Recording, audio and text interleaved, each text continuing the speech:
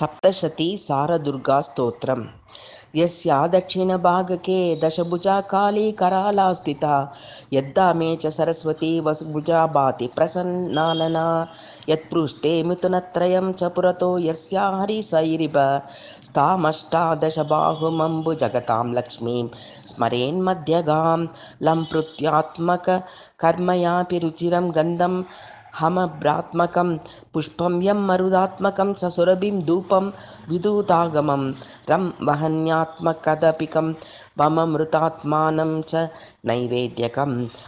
मातर्मानसिकान् गृहान् रुचिरान् पञ्चोपचारानमून् कल्पान्ते भुजगाधिपं मुररिपावा स्थिर्यनिद्रामिते सञ्जातौ मदकैटभौ सुररिपु तत्कर्णपीयूषतः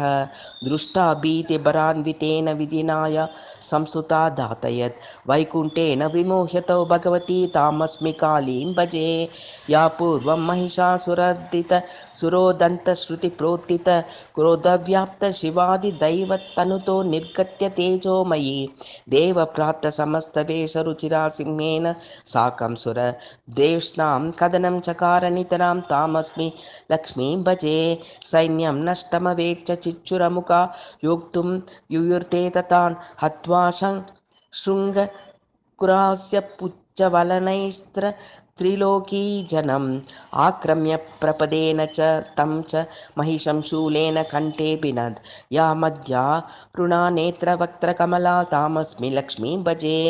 ब्रह्मा विष्णुमहेश्वरौ च गदितुं यस्या प्रभावं बलं नालं सपरिपालनाय जगतोऽस्माकं च कुर्यान्मतिम्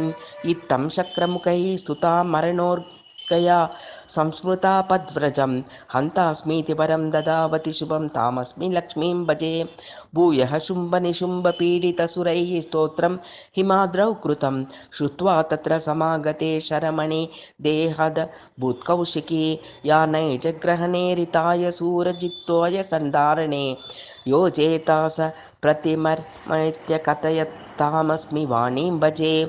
तद्दूतस्य वचो निशम्य कुपितः शुम्भोदयं प्रेषयत् केशाकर्षणविहलां बलयुतास्मानयोति दुर्तं दैत्यं भस्मचकार धूम्रनयनं हुङ्कारमात्रेण या तत्सैन्यं च जगान यन्मृगपतिस्तामस्मि वाणीं भजे चण्डं मुण्डयुतं च सैन्यसहितं दुष्टागतं संयुगे काल्या भैरवया ललाटफलकादुद्भूतयाद्यातयत् तावादाय समागतेत्यत च या तस्या प्रसन्ना सती चामुण्ड्येत्यभिधां व्यदात्रिभुवने तामस्मि वाणीं भजे श्रुत्वा संयति चण्डमुण्डमरणं शुम्भो निशुम्भान्वितः क्रुधस्तत्र समेत्य सैन्यसहितश्चक्रेद्धं संयुगं ब्रह्माण्यादियुता रणे बलपितं या रक्तबीजासुरं चामुण्डा परिपीतरक्तमवधीतास्मि वाणीं भजे दुष्टा रक्तजनुर्वदं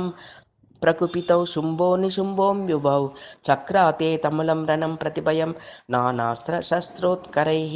तत्राद्यं विनिपात्य मूर्छितमलां चित्वा निशुम्भं शिरः खड्गेनैनमपातयत् सपाति स तामस्मि वाणीं भजे शुम्भं भातृवदादतीव कृपतिं दुर्गे त्वमन्याश्रयात् गर्विष्ठा भव मेत्युदीर्य सहसा युध्यन्त मत्युत्कटम् एकैवास्मि न चापरेति वदति भित्त्वा च शूलेन या वक्षस्येनम पातयद्भुवि बलात् तामस्मि वाणीं भजे दैत्येऽस्मिन् निहते नलप्रभृतिविदैर्वैः स्तुता प्रार्थिता सर्वातिप्रशमाय सर्वजगतः स्वीयारिनाशाय च बाधा दैत्यजनिर्भविष्यति यदा तत्रावतीर्य स्वयं दैत्यान्नाशयितास्म्यहं वरमदातास्मि वाणीं भजे यश्चैतश्चरित्रयं पठति न तस्यै दत्ते सन्तति धान्यं कीर्तिधनादिकं च विपदां सद्यश्च नाशो भवेत् इत्युक्त्वा अन्तर्धीयत स्वयमहो या पूजिता प्रत्यहं विद्यं धर्ममतिं सुतां च ददते तामस्मि वाणीं भजे इत्येतत् कथितं निशम्य चरितं देव्या शुभं मेधसा राजासौ सुरतः समाधिरतुलं वैश्चते पे तपः या तुष्टात्र परत्र जन्मनि वरं राज्य ददौ बुभृते ज्ञानं चैव समादये भगवतीं दुर्गामस्मि वाणीं भजे दुर्गा सप्तश तीत्रयोदशमिताध्यायात् सङ्गर्भितं दुर्गास्तोत्रमिदं पठिष्यति जनो यः कच्चिद्दत्यादरात् तस्य श्रीरतुलामतिश्च विमला पुत्रः कुलालङ्कृतिः